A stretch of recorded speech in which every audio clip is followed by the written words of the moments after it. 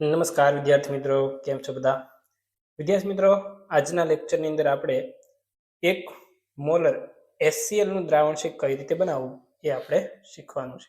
મેં તમને કીધું એમ યાદ રાખજો. શું કે ભાઈ 1000 ml આપણે 1 લિટર એટલે 1000 એટલે કે 1 ml 1 લિટર આપણે 1 મોલર HCl નું દ્રાવણ છે એ બનાવવું છે. તો શું કરવાનું મેં તમને કીધેલું છે. શું કરવાનું, એનો અણુભાર જેટલો જથ્થો છે એ ઓગાળી નાખવાનો. અણુભાર કેટલો થાય HCl નો? 36.5. બરાબર. પરંતુ અહીંયા તમને બધાને ખબર છે કે જે HCl છે એ કેવું છે? લિક્વિડ ફોર્મમાં છે. એટલે આપણે બધાને ખ્યાલ જ છે કે જ્યારે કોઈ પણ લિક્વિડ ફોર્મની અંદર હોય ત્યારે એની ઘનતા છે ધ્યાનમાં લેવી પડે, એની પ્યોરિટી છે એ પણ ધ્યાનમાં લેવી પડે. તમને બધાને ખ્યાલ છે કે ભાઈ ઘનતા છે એ એની 1.18 છે અને પ્યોરિટી છે એ 37% છે. વિદ્યાર્થી મિત્રો, આ જે છે એ તમને જે HCl ની બોટલ હોય એની ઉપર ઓલરેડી લખીને જ આપ્યું હોય છે. બરાબર. તો આપણે શું કરવાનું, આપણે અહીંયા કદની જરૂર પડશે. તો આપણને ખબર છે ઘનતા ઉપરથી આપણને કદ મળી શકે. કઈ રીતે? તો ઘનતા બરાબર આપણને ખ્યાલ છે. શું થાય? દળ ભાગ્યા કદ. તો કદ મેળવવું હોય તો શું થાય? કદ ઇઝ ઇક્વલ ટુ શું થાય? દળના છેદમાં ઘનતા. વિદ્યાર્થી મિત્રો, દળ કેટલું છે આપણી પાસે? 36.5. બરાબર. ઘનતા કેટલી છે? 1.18. બરાબર. ખ્યાલ આવે છે વિદ્યાર્થી મિત્રો? તો તમે આ બેનો જે ભાગાકાર કરશો એ તમને કેટલું મળશે વિદ્યાર્થી મિત્રો? 30.9 ml છે એ તમને કદ મળ્યું. હવે આ જે કદ મળ્યું એ તમને કેટલી ટકાવારી મળ્યું? કેટલી પ્યોરિટી એ? 37. હંમેશા કોઈ પણ ની આપણે પ્યોરિટી જો ગણવી હોય તો એ પ્યોરિટી 100% નીકળે. એનો મતલબ 37% HCl હોય ત્યારે એમાં કદ કેટલું જોઈએ આપણે? 30.9 ml. તો આપણે તો કેટલી ટકાવારી હોય ગમે એ પદાર્થ 100% HCl હોય ત્યારે કદ છે કેટલું જોઈએ? 83 મૂકી આપણે શું કરી શકીએ? કદ મેળવી શકીએ. કઈ રીતે? તો કે 100 ગુણ્યા 30.9 ના છેદમાં શું થશે વિદ્યાર્થી મિત્રો? 37.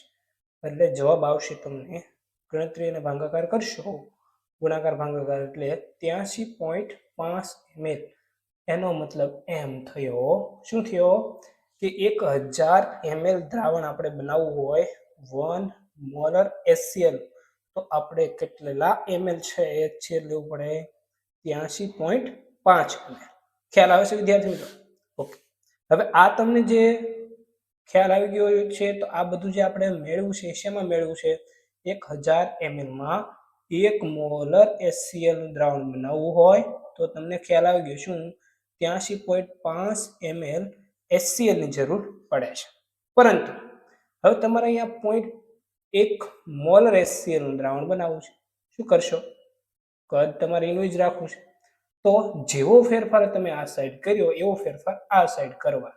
એટલે કે ભાઈ 1 પોઈન્ટ ખસેડો આપણે તો 1 પોઈન્ટ અહીંયા પણ ખસેડો.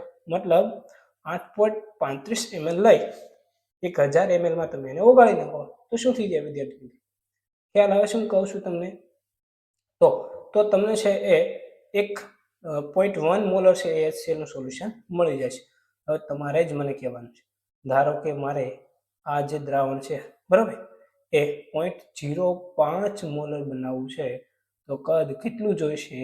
તો યાદ રાખો કે 0.5 ને કેટલા વડે ભાંગવાથી 0.1 ને કેટલા વડે ભાંગવાથી 0.5 મોલર બને? યાદ કરો. યસ. તો જેવો ફેરફાર તમે આ સાઈડ કર્યો, આને જેટલા વડે ભાંગ્યા એટલા જ હવે તમે આને વડે ભાંગશો તો તમને જવાબ મળી જશે. તો હું આ જવાબ તમારા ઉપર છોડું છું વિદ્યાર્થી મિત્રો. ભાગાકાર ગુણાકાર તો તમને આવડતો જ હોય છે. ખ્યાલ આવે છે? તો તમે કોઈ પણ રીતે છે તમે એનું સોલ્યુશન છે એ આવી રીતે બનાવી શકો છો. વિદ્યાર્થી મિત્રો, ટ્રીક આપણે યાદ રાખજો. શું? 1000 ml માં શું બનાવવાનું છે આપણે? 1 મોલર HCl નું દ્રાવણ બનાવવું તો એનો અણુભાર જેટલો જથ્થો ઓગાળવો. પરંતુ અણુભાર છે એ હંમેશા યાદ રાખો ઘન પદાર્થ હોય તો. જો પ્રવાહી હોય તો એની ઘનતા અને પ્યોરિટીને ધ્યાનમાં લઈ આ રીતે ગણતરી કરવી પડે. ખ્યાલ આવે વિદ્યાર્થી મિત્રો? તો તમે આનો સ્ક્રીનશોટ લઈ અને તમને જે પણ દ્રાવણ તમે બનાવતા ઈચ્છો છો એ તમે બનાવી શકો. ચાલો વિદ્યાર્થી મિત્રો, આ વિડીયોમાં બસ એટલું જ. મળશે આવા અન્ય નવા ઇન્ટરેસ્ટિંગ વિડીયો સાથે. ત્યાં સુધી આવજો.